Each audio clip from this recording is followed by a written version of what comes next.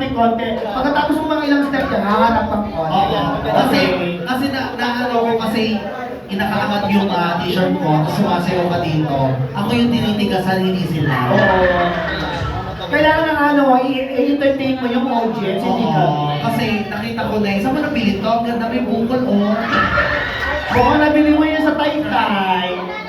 Sa Taytay lang ako nakakabili ng ganyan, yung short na may rambutan. Okay, go! Pinapaulit natin. Music!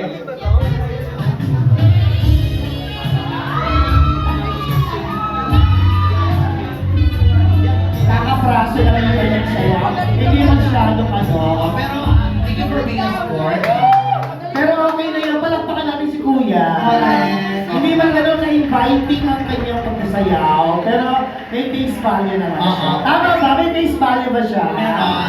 Meron. Dahil dyan mga akla, tsupain na yan! Pero may tanong ako sa iyo, Sky. Matigas na yan? Di ba? Yabang mo ka. Sabi mo nag-aaral ka, anong ano mo na? Anong year mo? Third year na ako sa college. Third year college. Anong course mo? Medtech. Medtech. So ang medtech ay, ay mo sinasabi si Nicole, ikaw kung mausap kay Nicole. Sample. Iwanan ko po ng dugo. Kukuha na ka ng dugo.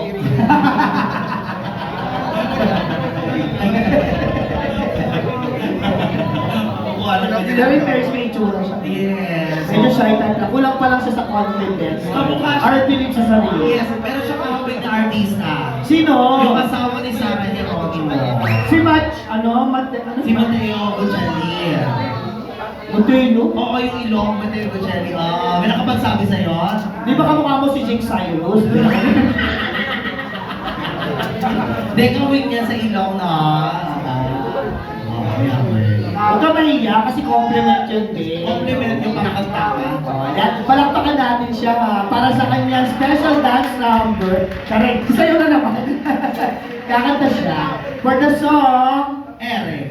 Ere. Para sa mga iniwanan ng jowa. Tanginan niyo.